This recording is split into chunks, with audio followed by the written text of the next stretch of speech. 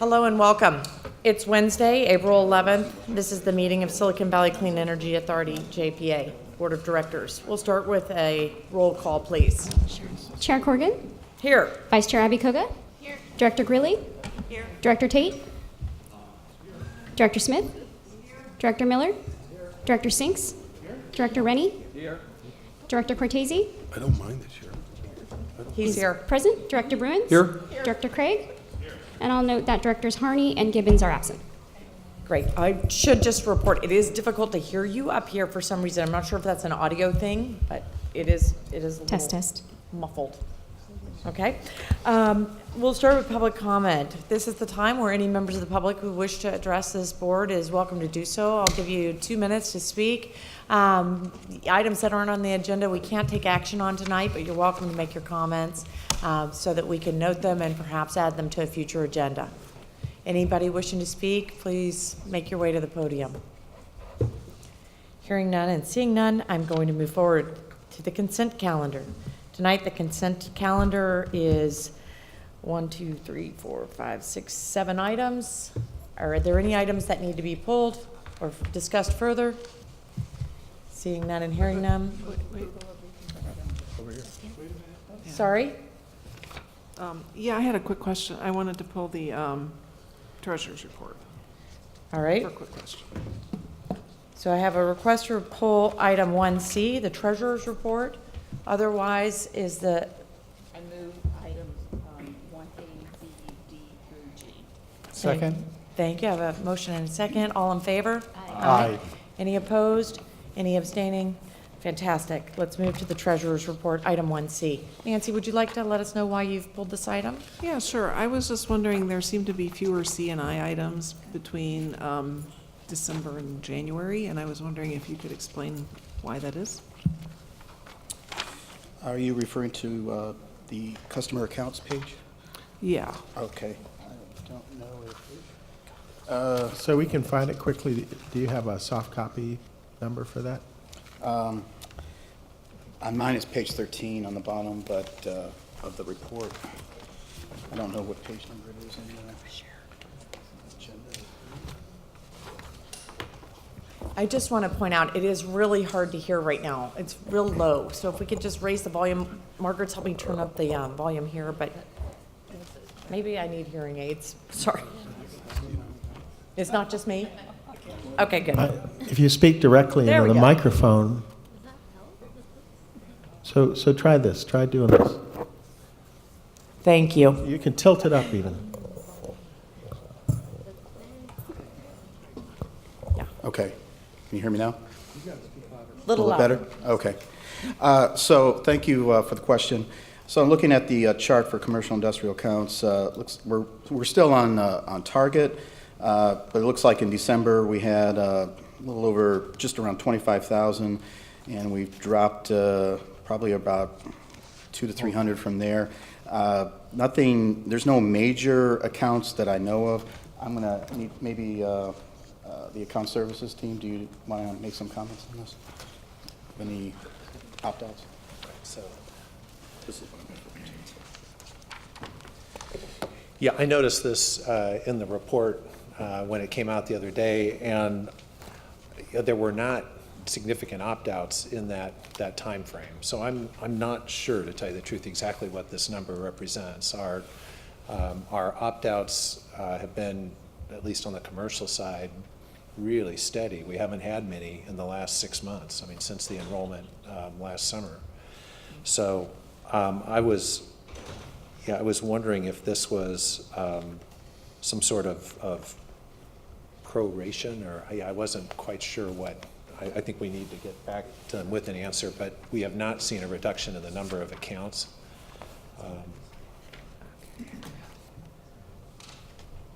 So we'll count on you coming back with an explanation for that. Yeah, I think we're just going to have to come back on that. Yes, please, Howard. You know, just in general for staff, for us to lose 10% of our customers in some category, to us is a big deal.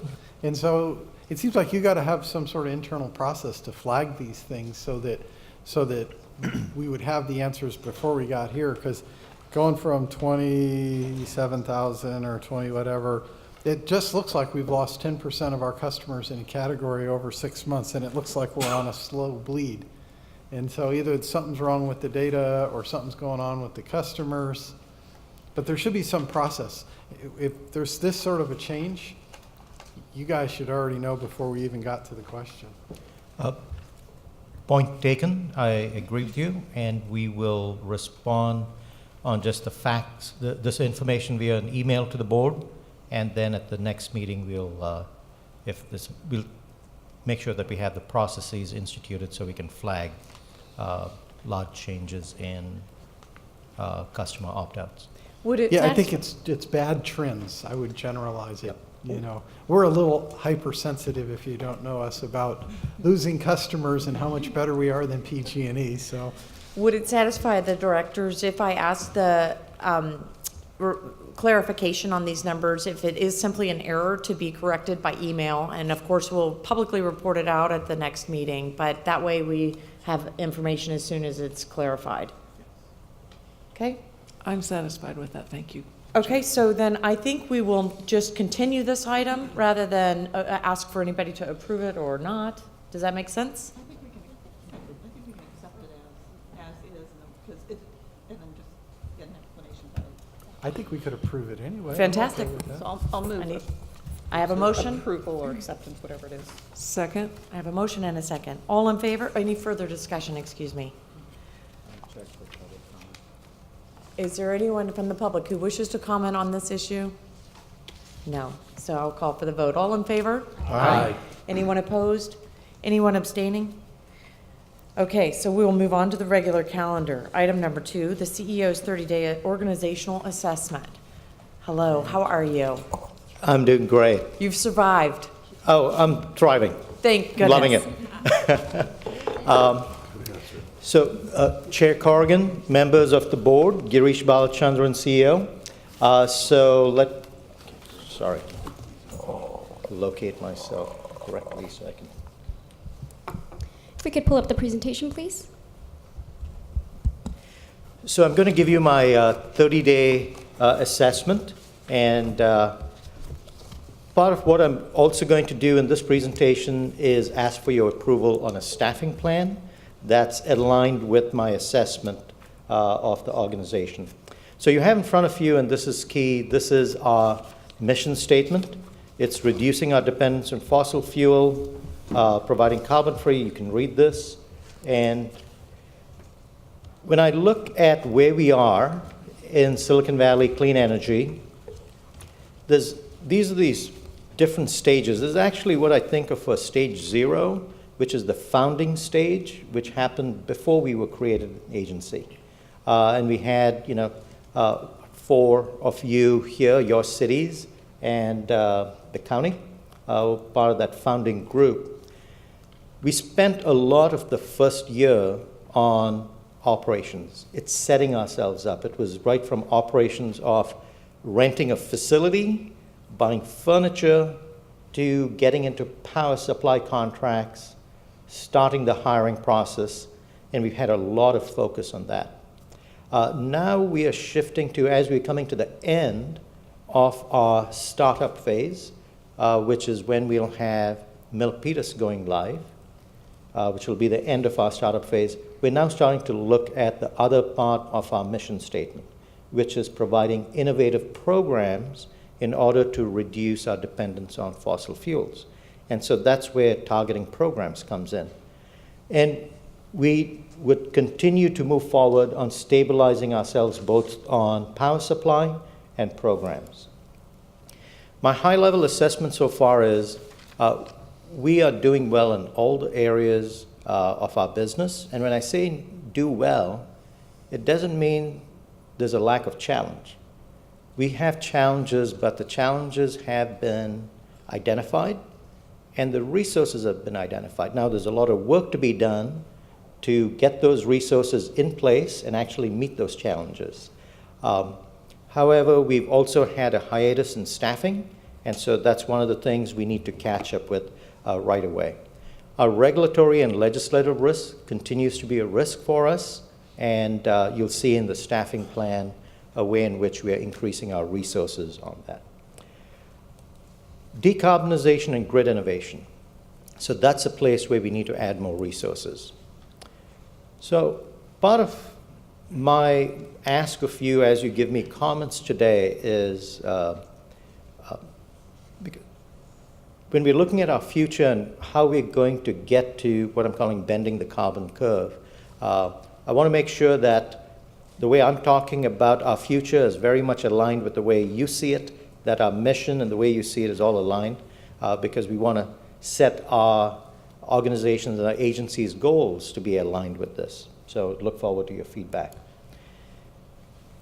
So in bending the carbon curve, it's for the health and wealth of our community. And there are a few things I look at SVCE. First, we are different being in Silicon Valley for a couple of reasons.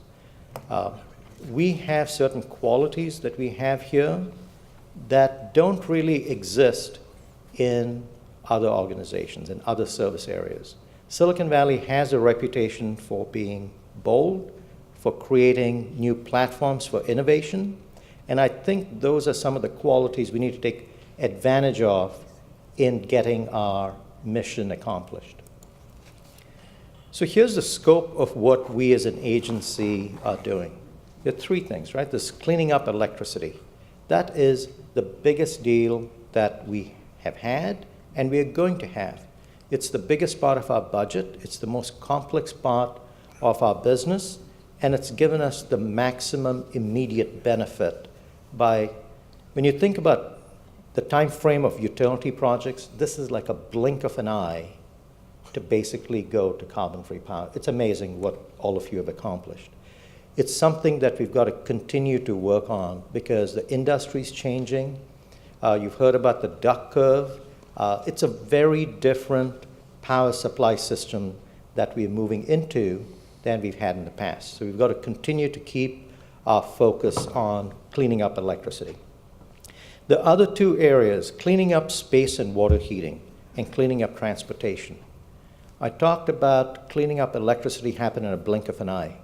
This is not going to happen in a blink of an eye for transportation and natural gas.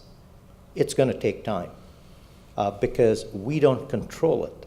Whereas electricity, we were the provider, and given the opt-out nature of the way in which our business was set up, we could actually do that. We can't do that with natural gas and transportation. However, we should be making a start on that. And that's essentially what I would propose that we do. And as we move forward, I talked to you about those platforms for innovation, being a disruptor, being innovative. Here are the other things I think we should be looking at, seeking and leveraging partnerships. We need to be leaning into this, and the reason is there's a multiplier effect. We're at the beginning stages of bending that carbon curve when it comes to transportation and natural gas. We have so many partners, whether it's the Air Quality Management District, or look here, academia. There are high-tech companies, there are startup companies, a very committed and educated community, and some of them are here in the audience, and some of them were part of creating our agency. So how do we tap into all that so that the kinds of programs that we create are not necessarily just for us, but we can have the impacts of those programs felt beyond SVC's service territory. So let's create programs that are very innovative, create platforms for innovation, proof of concept programs, so that others can copy it too. So we have a role, I believe, right now that's way more important than maybe 5, 10, 15 years later when things get attractive to be implemented in scale. We as a government agency, and looking forward, this is where we really can make a difference if we can do these kinds of proof of concept programs. So as we do that, when we're looking at the health and wealth of our community, we want to make sure that this, what I'm just calling the carbon divide, we want to make sure that we integrate the information divide and also disadvantaged customers. So we want to make sure that these programs incorporate this carbon divide. So that's essentially my 30-day assessment is we're doing good. We have the outlines of where we need to go. The program side needs to be enhanced. And I'm going to go to staffing as to what we need in the short term. But before I do the short term, I'll give you the bigger picture. I think we will probably stabilize at about 25, given the strategies and the strategic plan that you have today. The last budget that you adopted in October had 21 staff members. And I think we need to make some changes. I think, and without too much analysis, I think we need to add a few more to get about 25 and stabilize. Now, if you want to increase or be more aggressive maybe on the program side, we may have to add more people. But at this point, I think we could stabilize at about 25. But what I'm asking for, I'll give you the end, I'll talk about the end, and then I'll come back to some of the details. I'm asking for 21 positions, which is what you approved in the budget. There's no fiscal impact, so it's the same as what the budget is. On the short term, we've already made some offers on power supply. When I joined, we had one person, Dennis, was our power supply manager. He's been promoted to be the director. We have hired TJ, who is in the audience. We'll introduce him later on. He's one of our analysts. And we've also made a job offer that's been accepted to a power supply manager, and she'll be joining us the first week of June. Here's the proposed org chart.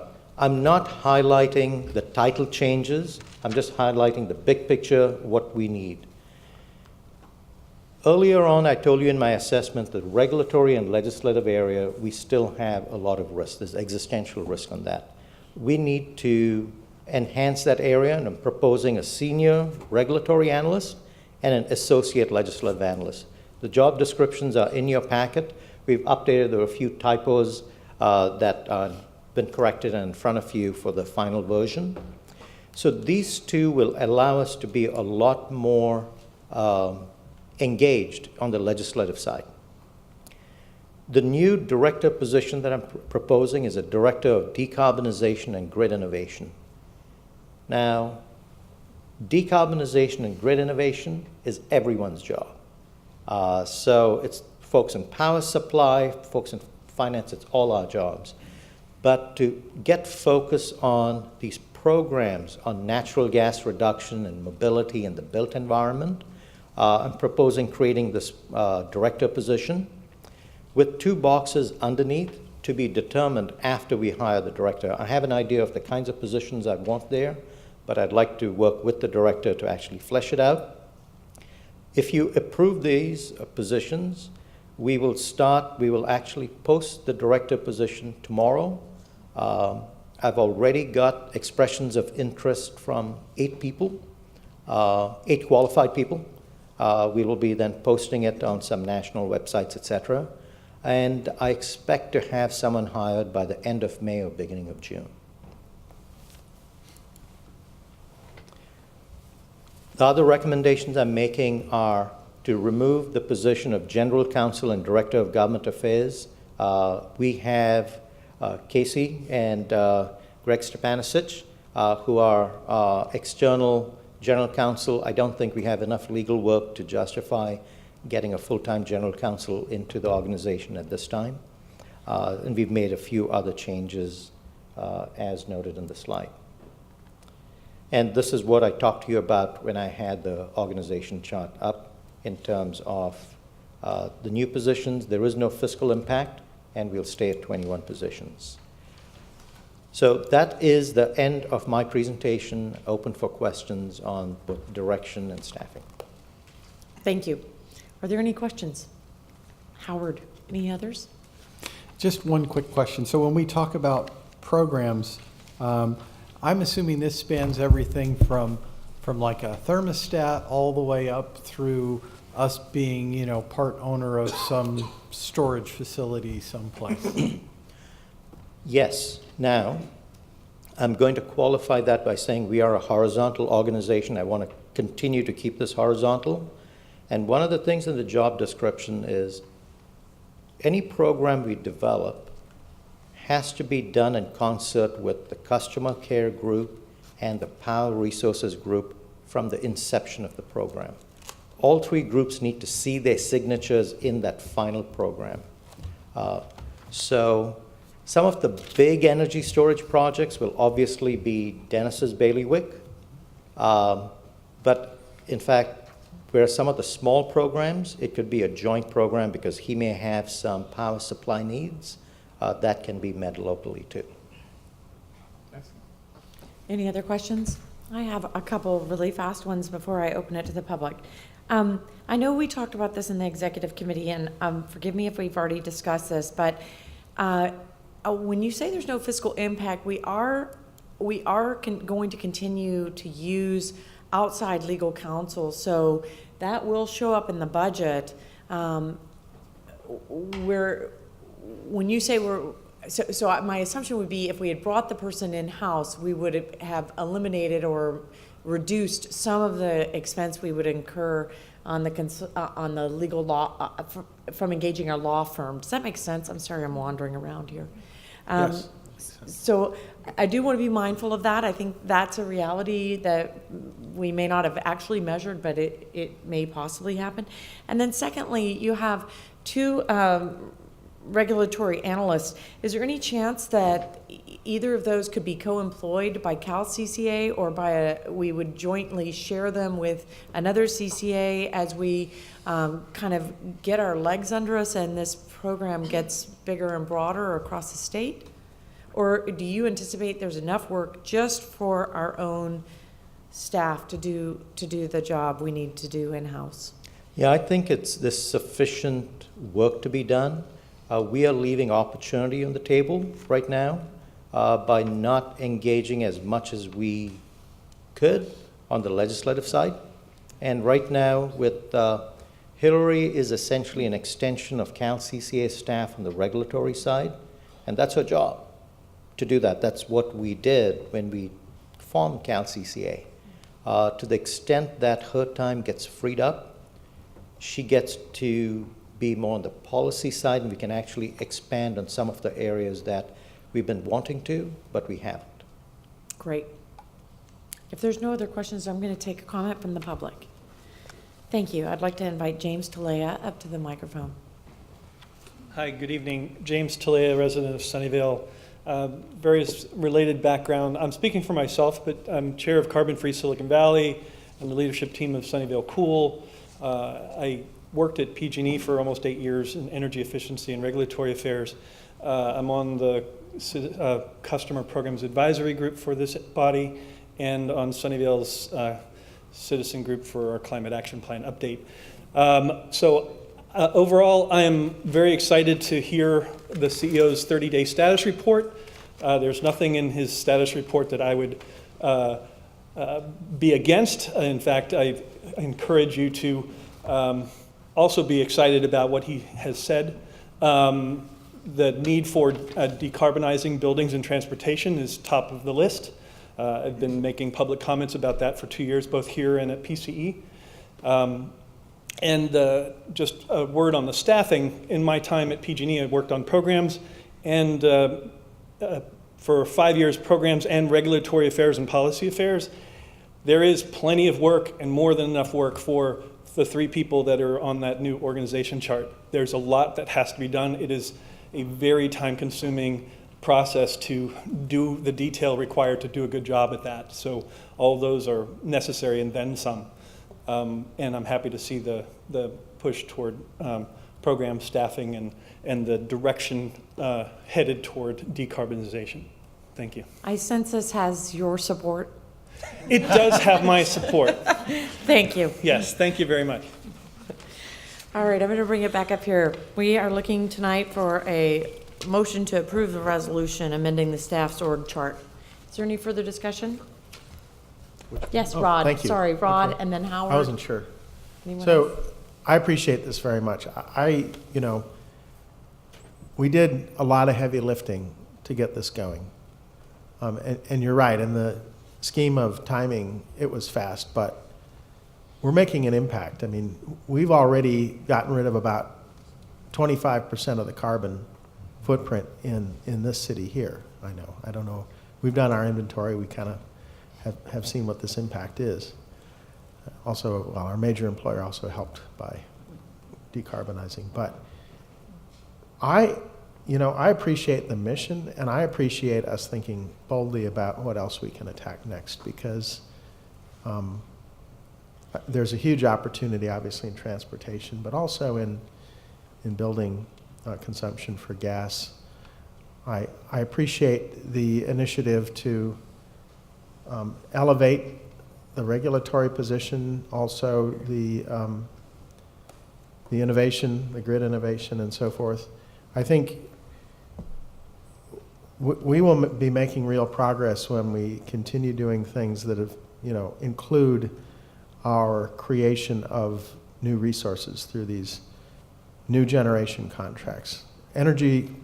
Renewable energy that didn't exist before. And I know staff is working on those contracts, and I guess you're aiming toward maybe a June contract signing, something like that? That's correct. I hope that's another big milestone. Besides Milpitas coming in, which we're so grateful for, we're so happy to have you, but I think, getting somebody in to chart the next big things that we're going to change in Silicon Valley is wonderful, and I appreciate this new organization structure and compliment you on being quick on your feet to do all of this in just a month. So thanks. Howard? Yeah, it is very refreshing. When we lost the last CEO, we all knew we would be taking sort of a strategic pause, and a lot of discussions always ended with, we'll wait for the new CEO before we move forward with it, be staffing or certain things in programs. We took care of the business. We did what we knew how to do really, really well. Adding Milpitas is a repeat of something we felt super successful at. Not that it's not a huge and hard amount of work. So I am super, super happy with this plan. There's a couple things in here which you didn't mention that I think are super critical to this organization's success. 21, 25, I'm happy either way, but every single person in our organization is a sleeves rolled up working person. We have a flat organization. There's nobody that gets to sit in their office and just point and have others do. Every single person is doing line work, really, to help us be successful, and I'm proud of the organization for that. And I'm happy to see an org chart that remains flat, and I think hopefully a cultural priority that does that as well. And if nobody's offended, I'd like to just move forward and move the staff recommendations so we can unfeather them and get them hiring. I'll second it if that was the motion. Yes, it was. I have a motion and a second. Is there any further discussion? All right, I'll call for the vote. All in favor? Aye. Any opposed? Any abstaining? It passes unanimously. All right, let's move on to item, you guys are going to set the new record here for board meetings. Item number 3, SVCE Board of Directors Workshop Series. I am so excited to talk about this. Hi. I'm glad you are. Thank you. Maybe I'll let you talk about it. How about it? Okay, staff is recommending, in your packet, item 3, it's recommending that we would have like a bi-month. Is it on? Can you hear me? Okay. So this item talks about having a board workshop here prior to this board meeting as a bi-monthly, every other month, that we could have different topics due to the changing nature of utility. And there's a lot of changes in the utility industry that happened in the last few years than for the last decades. And it's important to stay fresh and knowledgeable about all these issues. So we would recommend to do something like this. And we listed few topics in no specific order or anything, and it could be more that we could do that. And it's an open forum. It'll be, we can bring guest speakers, people that are experts in their field, as well as staff, to discuss these issues. That's basically it. Thank you, Alan. Does anybody have any questions? Does anybody have any thoughts about this? I'd love to hear any feedback. Yes, I will start with you, Nancy. Yeah, I think that this is a great opportunity to educate people in the community, including new board members, and board members who want to engage more people from their communities. I think we would all be very interested if the sessions were recorded, and I'm sure staff plans to do that, but I wanted to state it. So if you could. Thank you very much. Thank you for making Rod's comment. And you, Marcia, your thoughts? I look forward to this kind of an opportunity to help educate myself more, and I guess my question was answered. I was going to ask, is it open to the public so that we could invite our community? Yes, it will be open to public. It'll be Brown Acted and everything. Yeah. Okay, thank you very much. Terrific. I of course think this is an excellent idea. This business itself is so complex and it is so complicated. There's so many acronyms alone. It can just run over you very quickly. So I really applaud this effort, and I'm looking for a motion to approve a series of bi-monthly meetings. Sure, I would make that motion, and one additional comment. Never underestimate the importance of getting all your elected officials together in a room that's less formal than this, because us becoming of one mind and one body is super valuable, especially as we're going to try to move fast. So that is my motion. I have a motion. Do I have a second? Second. Okay, I've got people fighting to be the second. I'll let you decide who that was. Any other comments? All right, I'll call for the vote. All in favor? Aye. Any opposed? And any abstaining? Fantastic. We'll move on to item number 4, a CEO report. Again, it looks like it's Hillary making this report, or we're going to start I'm going to with you? start, please. Okay, terrific. So Chair Corrigan, I would, before Hillary comes on up, I'm going to call TJ to come on up. So TJ Messier is our newest employee number 15, and he comes to us after serving as an intern with Sonoma Clean Power, and he has a degree in energy management, Sonoma State University, has an amazing work ethic, and we're really glad to have him on board. This is week 2 for him, and wanted to welcome him to the family and introduce him to all of you. Thank you very much. I appreciate it. I'm glad to be number 15. Like he said, I graduated from Sonoma State University actually last May, cum laude in Energy Management Design Bachelor's of Science, and I also have an Associate's of Science from Santa Rosa Junior College in Natural Sciences. I was originally a tow truck driver. I worked on my way all the way through college and was a non-traditional student. I recognized the problem probably back in 2010 when I was driving a tow truck, and I always wondered, where's all this fuel coming from and when's it going to stop? And I just realized that I had a higher calling, and that's why I decided to get into energy. Yeah, and I'm just really glad to be here. I'm really excited to be a part of a county agency and an organization that's blossoming and really developing, just like I kind of saw at Sonoma Clean Power. I was only there 8 months, but I was privy to pretty much anything that I wanted as far as contract viewing, program development. I helped in regulatory and compliance. So I've really got a good insight of what a community choice aggregate looks like from inside and how it can develop into something bigger and more powerful than just a bunch of people in a room, doing a job. We're actually going to be decarbonizing our electrical industry. I think it's just a really big hurdle that our state of California has to overcome, being so dependent on natural gas and just fossil fuels in general. And just being a part of a CCA, it's not just electricity.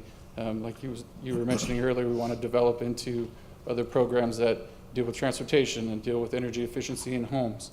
Because actually buildings are the #1 polluter in the world, and after that is cows.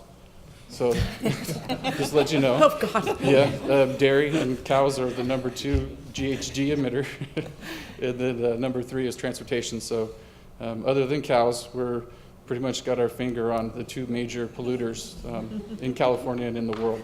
Terrific. So I'm really happy to be a part of this organization, and glad to be here. And I still live in Santa Rosa right now, so I'm commuting back and forth every day. By electric vehicle, I hope.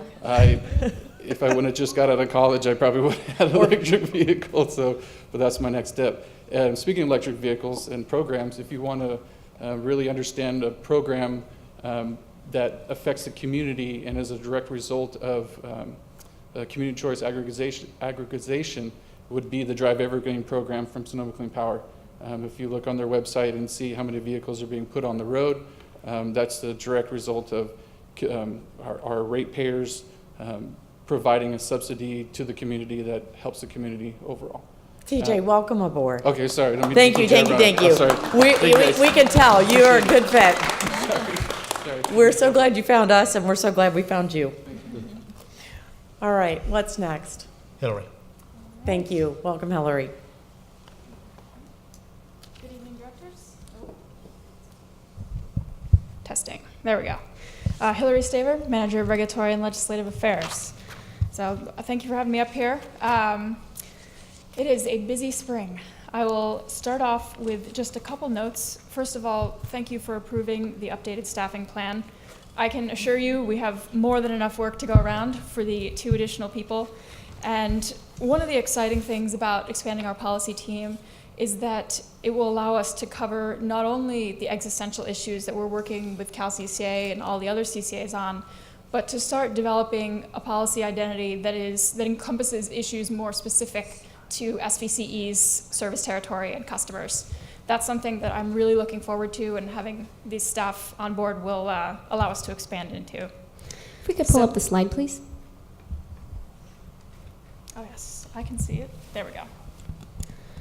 So first of all, I would note that in the regulatory and legislative update in your packet, there is a new summary component added this month. And I just wanted to remind everybody that if at any point we can make changes like that to this update that make it easier to access for you guys, more helpful, just let me know. Those are possible at any time. But to move into it, so we have a full agenda on the regulatory and legislative side this month. The single biggest thing on the regulatory side is that after 6 months of behind-the-scenes work and collaboration across CalCCA and the other CCAs, we have submitted testimony in the PCIA proceeding, the Power Charge and Difference Adjustment proceeding, on how we would like to change the methodology by which PG&E and the CPUC conduct cost recovery. So that was due on April 2nd, and if anyone would like to talk in detail about it, I'm happy to. Hundreds of pages of testimony, but broadly speaking, we have introduced a range of solutions that start from incremental changes to the market price benchmark that could be introduced practically overnight that would give us a better sense of the value of these resources, to more systemic changes that are designed to restructure the entire process and also look ahead to the possible outcomes of the California Consumer Choice Project, which is considering reopening retail competition more broadly. So we are sort of looking forward to a number of different scenarios in that testimony and providing solutions that can fit all of them. So we're sort of changing gears in this proceeding now. After the past half year of behind-the-scenes work, we're now moving through a number of pretty quick deadlines at the Public Utilities Commission. So we're going to go through hearings, briefings, and we're looking at a proposed decision in late July. So we are still on track in that proceeding to get a final decision in time for implementation January 1st, 2019. So we should know pretty quickly what the final outcome is going to be. So I will keep you posted on that. If any of you are interested in seeing the complete testimony, I'm happy to distribute that as well. Secondly, the integrated resource planning proceeding.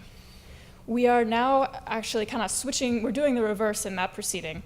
Last year was a very active conversation at the Public Utilities Commission about what the IRP process in California should look like. If you recall, this proceeding is the implementation vehicle for SB 350, California's last major climate change law. And the purpose of it is to ensure that the electricity sector as a whole is on track and has a plan to meet its greenhouse gas emissions reduction target by 2030. So we are now moving into a behind-the-scenes phase there where the CCAs have split up to put together their individual integrated resource plans, and we are working to produce SVCE's first version. So that's due on the 1st of August at the Public Utilities Commission, but we would like to make sure, obviously, that the board has ample opportunity to review that. So we are anticipating bringing the first draft to you at the June meeting to take feedback, comments, and then we'll bring a final back at the July meeting.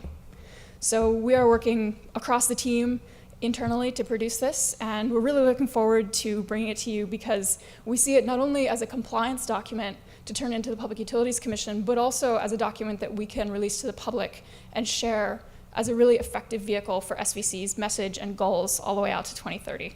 So I look forward to sharing that with you, and I'll keep you posted. And then finally, to put a bow on one of our action items for early in the year, we did complete the waiver process required by Resolution E4907.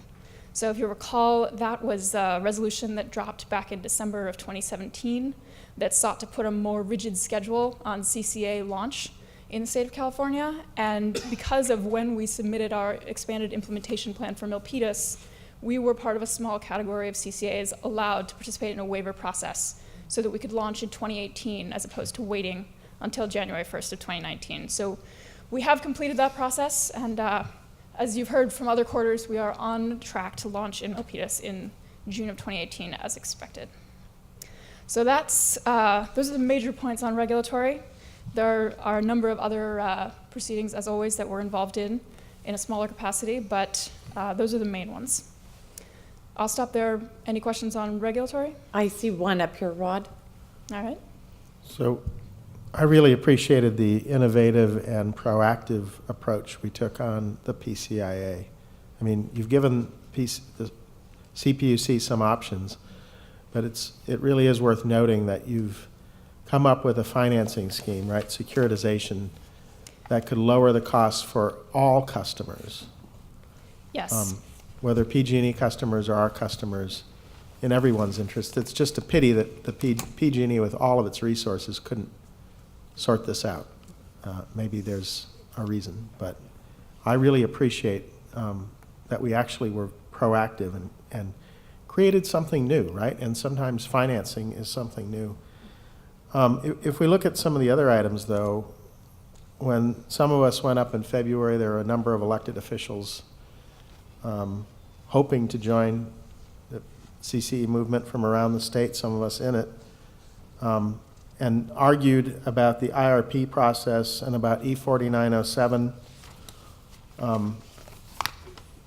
the ability of agencies to launch without onerous restrictions based on RA. It seems like we continue to lose at the CPUC in general. Procurement costs, burden of trees, that's another one.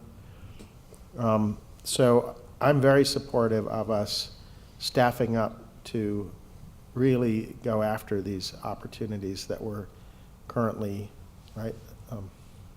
We're just getting rolled, frankly. And so for all the good work that you're doing and all the innovative ideas you have, I'm very concerned that we're going to have to take a more proactive and assertive stance. And I know you've planned a trip for us to go up to Sacramento on May 16th.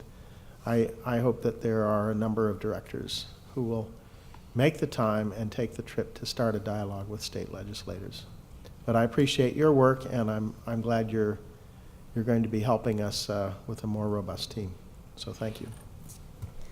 Thank you. And that is something, the securitization issue is one that we are very hopeful on because, as you said, that has benefits for all categories of ratepayers across the state. I haven't seen the CPUC do anything terribly rational so far on our behalf.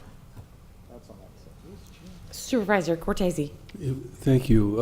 I'll just ask sort of a blunt question. Has the Santa Clara County's governmental unit been helpful at all, our advocacy unit? Because I certainly, after the January meeting, invoked their assistance, and actually, at the request of at least one commission director, tried to hook them up with folks up here on the dais. And I'm just asking for a straight answer as to whether or not they've been reaching out to you or not. Because if not, then I have an issue I have to deal with.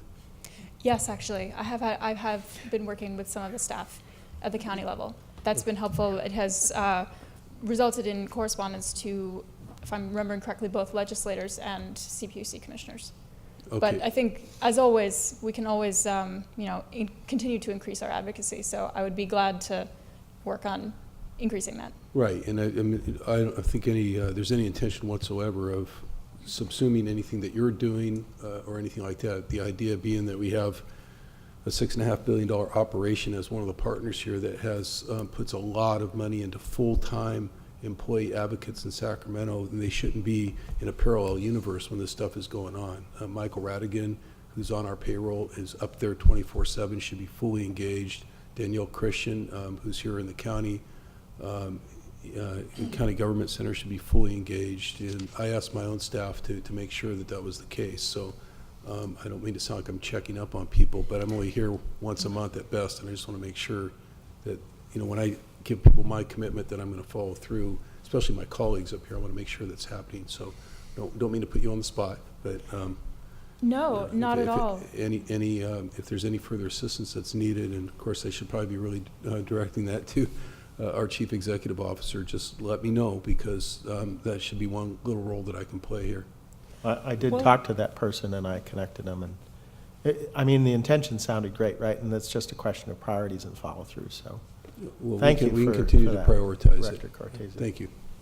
And thank you for bringing that up, because I think, especially in Sacramento, that is an area where we can sort of strengthen the synergy across resources that we already have up there. So I'll follow up on that.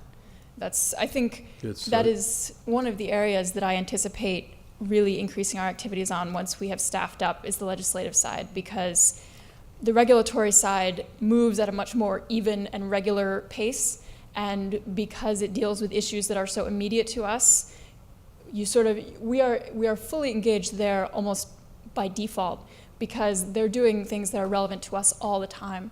But on the legislative side, certainly increased bandwidth would give us the ability to increase our background presence there, which makes us much more effective at the sort of key moments when things come up. So thank you. And we're definitely looking forward to increasing our bandwidth on that side. And one more thing on the regulatory side, I would direct you to an email that Andreas sent earlier this week. There is an opportunity this upcoming Monday at the California Independent System Operator to do a meet and greet with their upper management, and there's a tour of the control room and an educational program basically about what the ISO does and also what their relationship to CCAs is. So they are not our regulators. It's not so much an advocacy meeting as it is an educational one, but it's a really great opportunity to get a window into a key stakeholder in the energy landscape. So we will have staff representation there, and I would welcome any of you who are available to join us. I know I'm unable to make it on such short notice, but I would love to go if you can convince them to do a second one and give us a little more lead time to clear our calendars. That sounds fascinating. That is definitely something we could look into, a specific trip. Terrific. Terrific. Right. Anything else, Hillary, or any other questions from up here? Please. Yeah, so I'm glad that you're happy with the staff allocation. And I'm glad to hear there's no direct existential attacks for CCAs thus far. Will we be able to review some additional legislation, like for electrification? Would you have any more bandwidth to handle that? Yes, and I think the best way to do that, we can have another meeting of the Legislative Ad Hoc Committee, which I'm happy to get on the books. Basically, there are some bills that we're working on that affect CCAs tangentially, things like transportation electrification, virtual net energy metering, resource adequacy. The stage of the session that we're in right now is one where it tends to be more conversations with the authors to clarify language and intent, and less taking hard stances on bills. But I would be glad to go over in more detail some of those indirectly related bills with the Legislative Ad Hoc Committee, if you would like. That would be very helpful. And also, I wanted to say that I had an action item to see if I could connect you with the League of California Cities is having their policy meetings tomorrow and Friday, and there's a environmental quality policy person at the league, and I will endeavor to get her I think it's a woman, her contact info, and see if I can connect you so we can get maybe some visibility into what they're working on that would be related. That would be great. Thank you. Anyone else? Okay, thank you so much. Thank you. I understand we are going to get a report from Peter Evans. Yes, he is going to give us a short update on CPAG. Peter? Hello and welcome. Good evening. Can you hear me? Nope. It's been the story of my night. There we go. Says it's on. There we go. Okay, so I know some of you, and it's nice to meet the rest of you. I'm Peter Evans, and I'm the chair of the, what do we call it, the CPAG, Customer Program Advisory Committee. And then my vice chair is Tara Martin. Right hand. I'm his right-hand man. And so this is going to be very brief because I know you have the rest of your agenda, but I just wanted to let you know that we're running with the mandate that you gave us. We have 15 plus or minus representatives from each of your communities, some familiar faces and also some new faces. And we're going to try to get you a step closer or maybe 2 or 3 steps closer to the customer in the street and get that point of view. We're also going to be very purposeful about what benefits these customer programs should yield and for whom. And then we're trying to cast a wide net in terms of the types of things that SVCE could conceivably do. We'll narrow that down, but we're really trying to sort of get new ideas from these new voices on this committee. So with that, do you want to add anything? Go ahead. Not only are we getting new views, we're getting new people involved, and they're doing outreach as well. So you have a more robust process than we would have just alone. So I'm happy to answer questions, if there are any. Any questions for Peter? Peter, I thought the report was outstanding, and I really liked the exercise you led the group in and the breakouts you're planning to do or have started, and I'm eager to see what you guys come back with. I guess one other thing that I wanted to say. First of all, our meetings are online. You know, I watch them, believe it or not. You can too. And then the second thing is that we are getting a lot of support and participation from the staff as well. So it's useful for us now, but it's also ultimately practical because they're the ones that are going to implement these things. And so hopefully we don't have a big divergence between what the committee comes up with and what the staff thinks is workable and what you think meets your objectives. So again, thank you. Thank you to you both. I do have a comment card from James Delia. This looks like it's relevant to the legislative discussion. Yes, thank you. James Tilley again. So 2 things. One quick one. Near the end of the staff report, there was discussion of the legislation related to electrification and mentioned that it's indirectly related. I would say that it's directly related to the next phase of Silicon Valley Clean Energy's efforts to electrify everything, buildings and transportation. There's some key legislation there. I'm not an expert at that, but I've been hearing the updates from NRDC and the Sierra Club on a monthly call that is a group of building decarbonization experts. And so if there's anything that can be done to share information from Sierra Club and NRDC and what they're doing and get support from maybe individual board members to help push some of those bills forward, that I think would be helpful. And I think it's directly related to the next phase of what we're trying to do here. One other thing related to some of the puzzling about the PCIA. So I want to emphasize the strength of the arguments in the testimony for pushing on solutions for addressing the costs aspects of what the utilities are doing in our area, PG&E. Having been at PG&E, I have some understanding of how they look at costs, and think back to when 35, 40 years ago, when there was a decoupling of the utilities' profits from the sale of the energy. Well, so we essentially traded in, it was a great thing that was done so that we could do energy efficiency and other things. But what we got as a negative effect of that is that over 35 plus years, PG&E and the other utilities have created a new core competency on cost recovery. And so that is what they're really good at. And it's a combination of being very clever and trying to incorporate things in costs, and or just saying, I can always recover that cost, and so there's no pressure to come up with new solutions. The CPUC staff is so overworked and so stretched thin that they're not going to be the ones that are going to come up with these ideas. We would occasionally see CPUC pushing on trying to get us to reduce costs when I was at PG&E, but I think what you're doing with these proactive suggestions and idea generation is what needs to happen, and keep pressing that soft spot of cost recovery. Thank you. Thank you very much. Before Supervisor Cortese leaves, do you want to just... Take the photograph?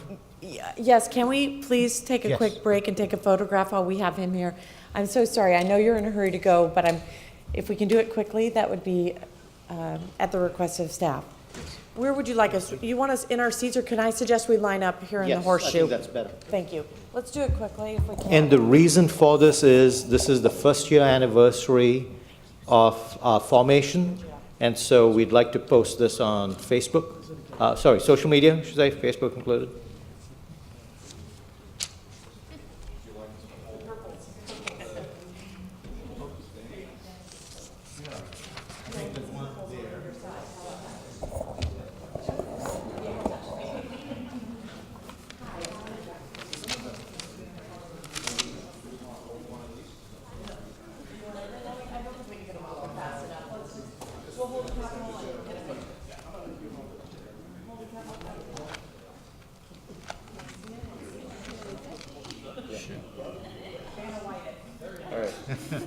One, two, three. Let's do one more. Okay. 1, 2, 3. That's good. Fantastic. Sorry to hold you up. Is this yours? Okay. There we go. Thank you.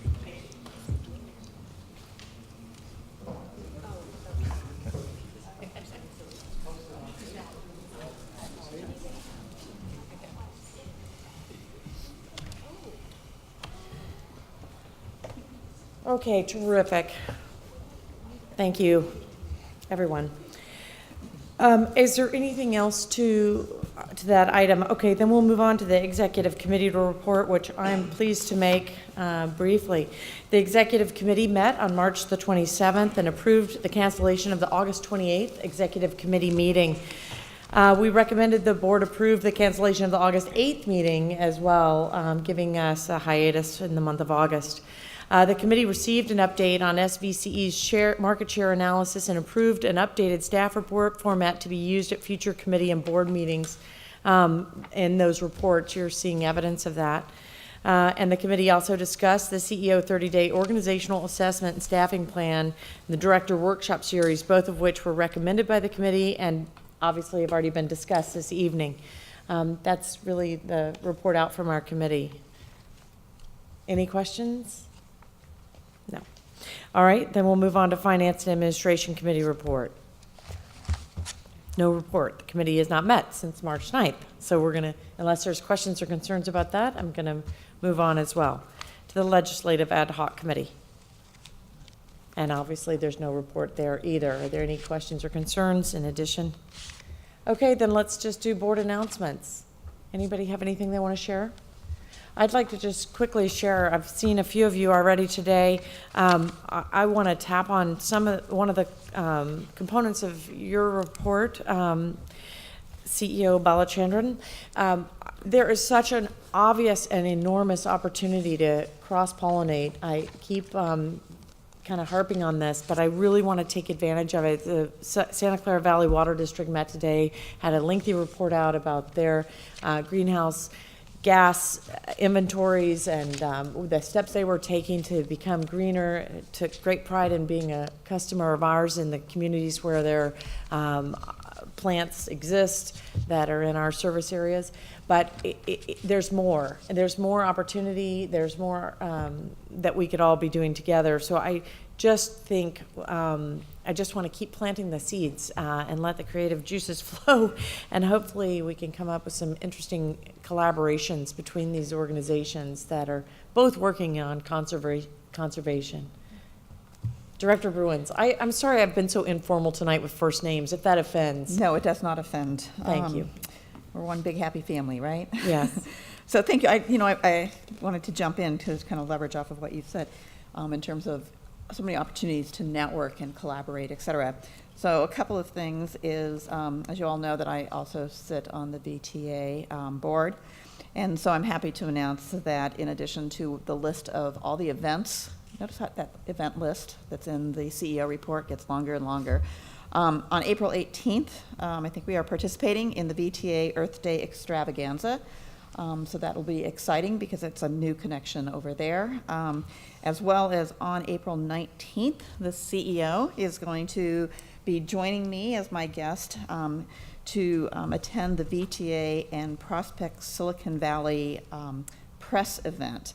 And just to let you know what that's about, the VTA is teaming up with Prospect Silicon Valley and Bay Area tech companies to pilot a cutting-edge system that will manage charging electric buses while reducing the impact on the state's electricity grid. The pilot, funded by the California Energy Commission, will serve as a major case study for transit agencies throughout the country, particularly as California approaches its goal of reaching 1.5 million zero-emission vehicles on California roadways by 2025. And speaking of electric buses, we are working hard to try and get one of our electric buses to be at our Bike to the Future event on May 5th. We think it is a consistent message in terms of what we're trying to do, and then tying it in with the high school kids. We're going to try and get one of them outfitted with the bike rack on it, and even giving it an opportunity in terms of teaching our future transit riders in terms of how to load and unload their bicycles and such, so to actually make it a productive kind of thing. It is sort of tentative. It's not a committed right now because our buses have not completed their certification and everything that we need to get them actually out on the road. We can take them to events, so we're trying to get it to this event. So anyway, and I think in terms of taking Darish to the press event, give them an opportunity to connect with our CEO and General Manager, Nuria Fernandez of VTA, because we are moving very heavily in terms of getting the deployment of our electric buses and such out there, and always looking for opportunities. And I think there's also opportunities for us to be looking at what they do in terms of their Center of Innovation and some of the hackathons and some of the different things that they do there, and seeing some of their creative approaches. I would like to get a understanding of how many directors, there was some mention, but nobody reacted to it in terms of how many people are planning to attend the legislative trip? To Sacramento? To Sacramento. Oh, yeah. For sure. 1, 2, 3, 4. I'm still looking at my calendar. Fantastic. Right now I think I have a conflict, but that's good. And we got If we get an agenda on that or something, I have to be back for a city council meeting that evening, but if the agenda's set up the right way that I could take advantage of part of it, I'd sure like to try. And I would encourage everyone who's going up there, to the extent that you can carpool. So I definitely have a 7-passenger gigantic gas guzzling I don't even know what it is, Yukon, Denali, that'll hold comfortably. It'll really hold about 5 or 6 of us. But I would suggest maybe we consider taking at least 2 vehicles. So those of you who have city council meetings or commitments and need to return to the Bay Area sooner than the rest of us, we could coordinate. So I'm happy to help be the point person on scheduling some carpools, if that helps. If you don't, we'd be happy to do that too. Oh, great. And coordinate all the needs. So once you respond that you're attending, we'll work on the agenda and the appointments. And we've also extended this invite to Peninsula Clean Energy and Monterey Bay to see if they would like to join us on the same trip. So there'll still be some updates to the agenda, but as soon as we get whoever's interested, we'll get this going. Thank you. And then I had two more items. One is I would like to commend the members of the public who come out and attend. That I appreciate your being here is really important, but I also appreciate you guys are on the same path as our chair is in terms of efficiency and meeting efficiency, and I want to say thank you for submitting your speaker cards all in advance, because it really does help save time. And then, Madam Chair, I'd like to commend you We've had 2 full meetings under your leadership, and I appreciate the fact that we are running a very efficient and fun meeting. So thank you very much. I think you've achieved both of those. Thank you. Thank you. It is absolutely my pleasure. Are there any other members? Yes. Yeah, I had a quick, I wanted to highlight something in the report, that the Silicon Valley Clean Energy has bought a table at the Silicon Valley Leadership Group Summit meeting, and that there are seats available. And I just would like to make that my colleagues aware of it, and also maybe put in a pitch for some dedicated staff persons to go if there are people from the cities who could, if the, I don't know, maybe we Yeah, could- we'll circulate the information. I believe it may have been done, but I'll make sure that the email goes out to solicit It quite interest. possibly was done. Yep, and but I we'll just- do that tomorrow. You talking about the thing on Friday? No. No, This is in May. It's It's in a May. It's the summit in one- May. It's like in Redwood City, the one. Yeah, it's at Oracle. Oh, it's At an Oracle. energy-specific thing, yes, And that if, thing. if we wanted to make headway with some of the larger customers in the region, that would be a good opportunity. Maybe, but. Was that in the packet? I cannot remember where I It saw is it. actually It was in the packet. It's on tonight. page. It wasn't an email. It was in the packet under future events. You'll see some Earth Day events coming up and opportunities in public. I know where it was. It was in the packet because it was listing the upcoming public events that are taking place relative to the Milpitas rollout and Earth Day, et cetera. I would say, I've been before, I'm not sure it's the most effective venue. I don't know, has our staff been? So I think you can decide for yourself. I mean, my reading of it is a place where for at least several years they didn't want to have a discussion about community choice energy because PG&E is still their biggest contributing company. So I asked them about that a few times, and finally there was a little program about it. But I mean, I think what I'd encourage you all to think about, I know I can't do it this year, but the one that really gets some high-powered speakers and is very dynamic and really makes you think deeply about these issues, innovation and whatnot, is the one that Stanford holds in mid-June. That one is really the premier, the premier platform for innovation, policy. You get heavy hitters there from FERC and CPUC and the CEC and all of it. And Rod, would you make sure that that information is shared amongst us if it's not it's coming the through Precourt SVCE? Energy Institute. Yeah, I will gather that information Great. and pass it on Terrific. to the entire board. Terrific. Yeah. Rob, you have something you'd like to add? Yeah, I was going to, so also for Earth Day, Los Gatos is doing, we call it Spring into Green, and I'm mayor of Los Gatos, so I'm planning to do our State of the Town on that day, and I'm definitely, since it is Earth Day, I'm going to focus a lot on sustainability and green kinds of things, and I'm definitely going to give updates on the accomplishments of SVCEA. So if staff wants to influence what I'm going to say, feel free to send me bullet points Talking forthcoming. What time? I will Rob? use talking points I've used before. Their invites have gone out to Cupertino Okay. and are close by cities anyway. Just so we all have it, do you remember the time that you're? I know I'm tabling that day for SVCE right here in our plaza, right? So it says 10 to 1, and is what's on my calendar. I can't recall what time I'm going to be speaking, and that's Sunday, the April 22nd. Oh, ours is Saturday, the 21st, So anyway, I have lots of old data that I would use, but if you want to give me new updates and talking points, incorporate those. Thank you. Is there anyone else wishing to make any comments up here? I have one speaker card that came in that I'd like to entertain. This is, excuse me if I'm going to butcher it, but it looks like from Fred Rubio. Hello, Fred Rubio. Would you please join us at the podium? We'd love to hear your comments, but they need to be on the record. Thank you.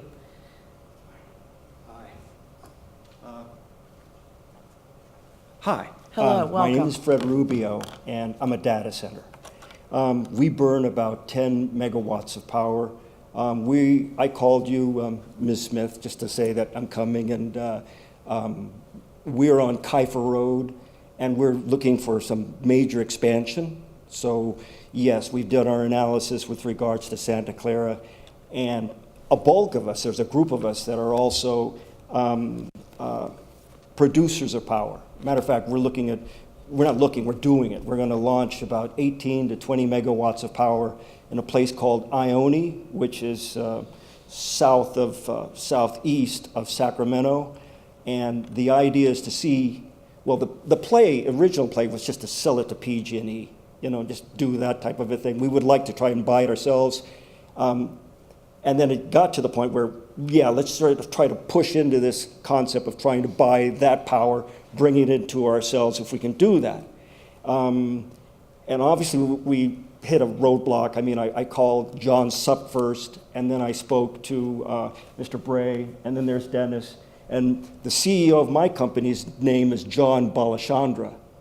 Yeah, okay. So anyway, we're trying to figure this thing out. So the question that I have, first off, is there a way that a major user, and we're not talking 2 megawatts, we're talking something even greater than that, can we buy our own power? Now, it's, one of the things that Dennis told us was the fact that we don't buy biomass because it's not carbon-free kind of a thing. So that was a problem right there, because I think that biomass is carbon. We've worked with the forestry department because of the massive fires. We're not even talking about the one in Santa Barbara or the one up there by the wine country. We're just talking about the ones in the Sierra Nevada and the beetles that are killing all of these trees. So anyway, we're working with them. We're getting all of this wood. We're doing biomass. We're going to actually launch a second one that'll probably do about 30 or 40 megawatts somewhere. I don't want to say now. But so the question that I have is, and it's just twofold. I've been listening over there, trying to understand everything. One is, first off, is there a chance that we can buy our own power? Or is it that we have to sell it to PG&E, work with what is it called? I guess it's called a community choice aggregator. And then we buy it that way. And the second question that I have is there a special rate for users like myself that basically use a lot of power?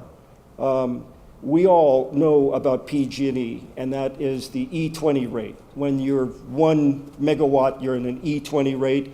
Well, we really are burning a lot of power, and we're looking at all sorts of things to try to save money. Even putting a natural gas plant on our site. But that's why I'm here. I wanted to try to understand it. So the two questions I have is basically the rates. I wanted to understand the rates. And the second thing is there a way that companies like myself that is not in Santa Clara or not in, well, I guess they can be anywhere, can they buy power that they produce? That's it. Thank you. So thank you for coming. I'm Sure. going to just share with you that generally speaking, we at the dais cannot respond to public comment. Sure. But I would like to refer you to staff to try to get answers to some of your questions. If there's anything in his comments tonight that the directors up here would like to agendize for a future discussion, I'm happy to entertain that. I'd like to talk to Nancy because we're on Kiefer Road. So we're right there. I'd like to invite you to do that, but perhaps not here. A later time. Yeah, Sure. no, not even a later time. You can do it immediately following the meeting, but we're prepared to adjourn and we have a closed session tonight. So I'd like to wrap things up. I'm very excited that you came to the meeting tonight, but we're not prepared to take action. It's on a non-agenda item. We're not allowed to. So I understand. I didn't know how that all works. that's, you know what? Not everybody goes to meetings and are geeky like us. Who just sit sit up here down and do now while this I'm month here. after month, meeting after meeting. All right, So thank you. we're glad to have you. Yes. Yeah, so I'll reach out to Mr. Rubio and loop back. Perfect. Thank you. Okay, is there anything else tonight anybody would like to discuss? Can I have a motion to adjourn? And a second? Second. All in favor? Aye. Meeting adjourned. We'll see you next month. No. No.